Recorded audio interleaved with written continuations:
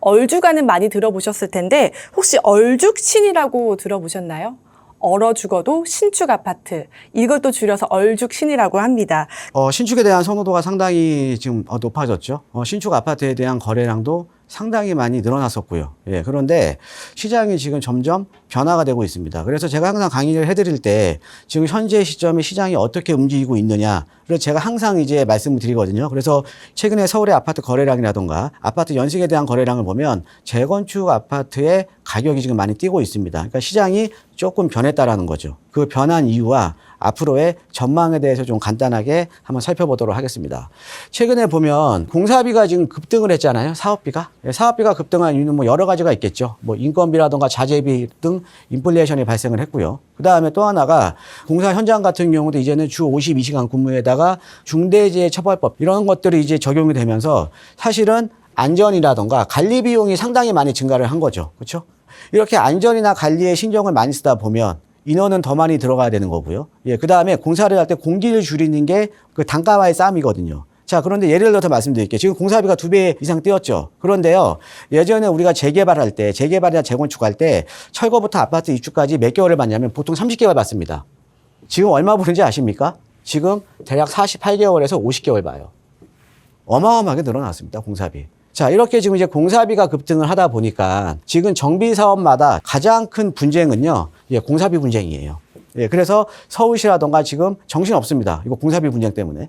공사비에 대한 부담 증가는 조합원들이 부담하는 추가 분담금이 증가를 하는 거죠. 자, 그러다 보니까는 우리가 수요자 입장에서는 야, 공사비 앞으로 계속 오르는데 지금 신축이 제일 싼 거야. 공사비 제일 싼 거야. 그래서 신축이 지금 가장 싸다. 라고 하니까 이제 신축에 대한 선호도가 높아질 수밖에 없었던 거죠. 자, 그러다 보니까 서울의 아파트 평균 분양가가요, 한번 뭐 2014년, 2016년, 18년, 20년, 22년, 2년 단위로 지금 만든 건데요. 요 사이는 뭐 별로 안 올랐죠. 자, 그런데 2020년부터 여기까지 하면요, 서울의 아파트 분양가가요, 2배 올랐습니다. 2배. 2배가 더 올랐어요. 여기다가 곱하기 2하면 얼마예요? 24, 262, 248, 5,292만 원 나오네요. 근데 지금 5,469만 원이에요. 4년 만에 서울의 아파트 분양가가 2배 올랐습니다. 2배 이상. 왜? 신축에 대한 선호도도 높고 공사비는 급등을 하다 보니까. 예. 자, 그러면서 우리가 이제 뭐 강남 상무나 용산 같은 경우에는 분양가 상한제니까 우리가 주변 시세보다 좀 낮게 나오잖아요. 자, 그런데 우리가 강남 상무하고 용산을 제외하면 서울의 나머지 21개 자치구는 분양가 상한제 대상이 아닙니다. 그러니까 분양가를 자율적으로 할 수가 있어요. 그런데 이런 지역도 분양가 상한제 대상 지역이 아닌 강북 지역도 지금 최초 분양가가 5천만 원이 넘어갔습니다. 자, 얼마 전에 분양한 공덕 1구역, 그 경쟁률이 한 400대 1 나왔었거든요. 그 마포자의 힐스테이트. 예, 여기 같은 경우가 평당 분양가가 5,300만 원이었어요. 예, 400대 1 나왔습니다. 그러니까 분양가가 지금 계속 올라가고 있다라는 거죠. 자, 그러다 보니까 분양가가 계속 오르다 보니까 어떻게 보면 수요자들이 너무 부담이 되는 거예요. 너무 부담이 되다 보니까 어때요? 재건축 아파트가 곽강을 받고 있는 거죠. 예, 재건축 대상 아파트라든가 구축 아파트가. 한번 자료를 볼게요. 자, 서울의 아파트 연식별 매매 가격 변동폭을 보면요. 이게 빨간색이 5년 이하입니다. 그 다음에 파란색이 20년 초과 아파트, 그러니까 구축 아파트죠. 그런데 그 전에는 계속 신축 아파트에 대한, 그러니까 준신축 아파트에 대한 가격 변동률이 상당히 높았죠. 자, 그런데 최근에는 이게 지금 역전됐어요. 여기 지금 데드크로스 되면서 역전돼 버렸죠. 그래서 지금은 신축보다 구축의 가격 변동폭이 훨씬 더 큽니다. 상승폭이 훨씬 더 크다라는 거죠. 거기에다가 서울의 아파트 연식별 거래량을 보면요, 이렇게 보시면 돼요. 10년 이하의 아파트는 요건데요. 10년 이하 아파트는 그동안 비중이 늘어났다가 최근에는 비중이 줄어들었어요. 그런데 30년 초과 아파트, 재건축 대상 아파트는 이렇게 비중이 줄다가 최근에 많이 늘어났습니다. 자, 그 다음에 10년 이하의 준신축 아파트 같은 경우는 이렇게 거래량 늘어났다가 최근에 줄어들었죠. 자, 그런데 30년 초과 재건축 대상 아파트는 쭉 거래량이 늘어났어요, 지금. 자, 거래량이 늘어나고 있다는 의미는 어떤 의미예요? 가격이 오르고 있다는 의미죠.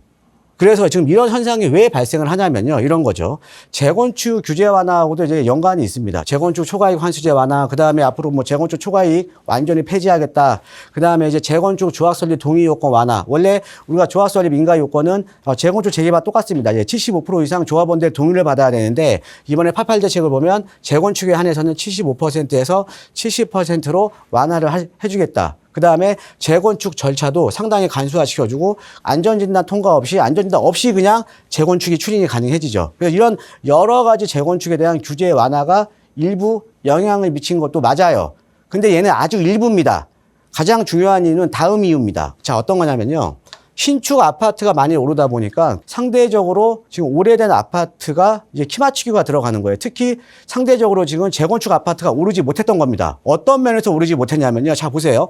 레미안 원베일리 한번 볼게요. 레미안 원베일리 같은 경우는 지금 한강 조망 나오는 거 지금 얼마에 거래됐습니까? 예, 60억 신고가 찍었습니다. 레미안 원베일리 33평 대지 지분이요. 약 11평이에요. 자, 그럼 이거 지분당 얼마입니까? 5억 5천.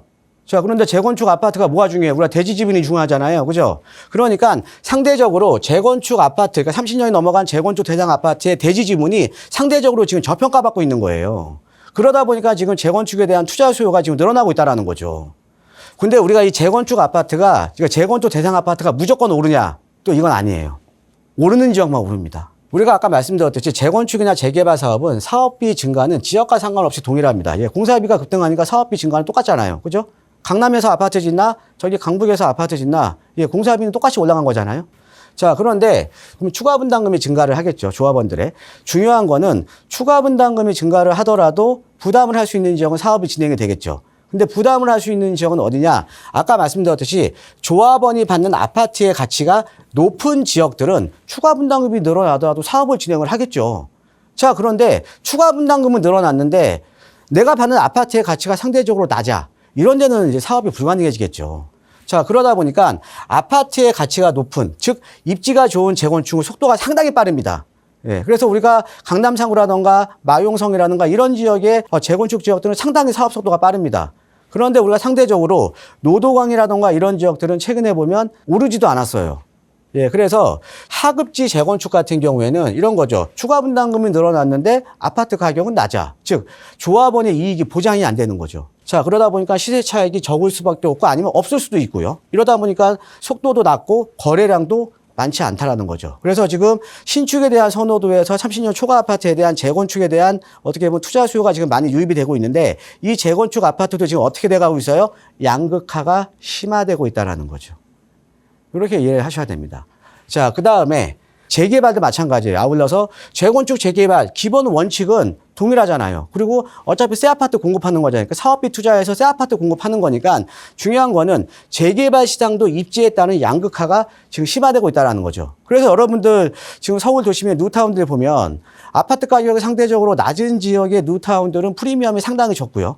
그 다음에 아파트 가격이 상대적으로 높은 지역에 있는 뉴타운이나 재개발 지역은 프리미엄이 상당히 높고 속도도 상당히 빠르죠. 예, 그래서 재건축도 지금 양극화가 돼가고 있고 재개발도 입지에 따른 양극화가 앞으로 더욱 심화될 거고 지금 뭐 신속통합계획이나 모아타운 역세권 선정된 지역들도 입지에 따라서 갈 수 있는 지역이 있고 아닌 지역이 있다라는 거죠. 그래서 지금 재개발 지역도요. 신속 모아타운 역세권 선정되는 게 중요한 게 아니에요. 끝까지 갈 수 있는 게 중요한 겁니다. 그래서 뭐가 중요하냐? 입지가 상당히 그러니까 사업성이 상당히 중요하다는 거죠. 그래서 사업성에 판단할 때 가장 중요한 요건은 이거죠. 재개발에서. 간단하죠. 조합원들의 비율이 낮거나, 그러니까 조합원 수가 적어서 일반 물량이 많거나, 아니면 입지가 좋거나, 또 이런 지역으로 이제 들어가셔야 된다는 거죠. 예, 그래서 최근에 보면 재건축으로 지금 투자 수요가 상당히 많이 유입되고 있고요. 근데 재건축도 지역에 따른 양극화가 심화되고 있고, 아울러서 재개발도 지역에 따른 양극화가 심화되기 때문에 이런 입지들을 잘 살펴보시고 투자에 임하셔야 된다라고 좀 이제 말씀드리겠습니다. 이상입니다. 자, 아무래도 재개발도 거래량이 늘다 보니까 입지에 따른 양극화가 굉장히 커지고 있는 것 같아요. 이 중에서도 잘 선택을 해야겠죠. 투자에 있어서는 늘 고민이 되는 것 같습니다. 그런 분들 위해서 도움의 자리 마련하셨다고 하는데 대표님 어떤 내용인지 자세하게 설명 부탁드릴게요. 지금 뭐 서울에 사실 내 집 마련하기 일반 직장인들이 제가 봤을 때는 불가능합니다. 우리가 소득 수준은 많이 높아졌지만 소득 수준 대비 주택 가격은 우리 시청자 여러분들 더 잘 아실 거예요. 엄청나게 올랐습니다. 예, 그러니까 지금의 MZ세대들이, 지금의 20, 30대들이 앞으로 우리나라의 허리가 되는데 이분들이 서울에 자력으로 내 집 마련하기는 너무 어렵다라는 거죠. 자, 그러면 아까 제가 말씀드렸듯이 부동산 투자를 하는 게 상대적으로 소액을 투자해서 시간을 좀 길게 투자하면 되는 거거든요. 그럼 재개발이 가능한 지역에 내가 미리 선점을 해서 소액으로 투자해 놓고 그 다음에 시간을 투자를 해서 내가 나중에 아파트를 받을 수 있다 그러면 서울에 내 집 마련하기가 상당히 쉽겠죠. 아니면 뭐 투자로 생각하시는 분들도 시세 차익을 얻기가 상당히 쉽겠죠. 예, 그래서 소액으로 투자해서 좀 나중에 황금알을 낳는 이런 소액 투자 전략에 대해서 제가 지역적인 공개까지도 지금 준비를 하고 있으니까 관심 있으신 분들은요, 예, 세미나에 많은 참석 부탁드리겠습니다.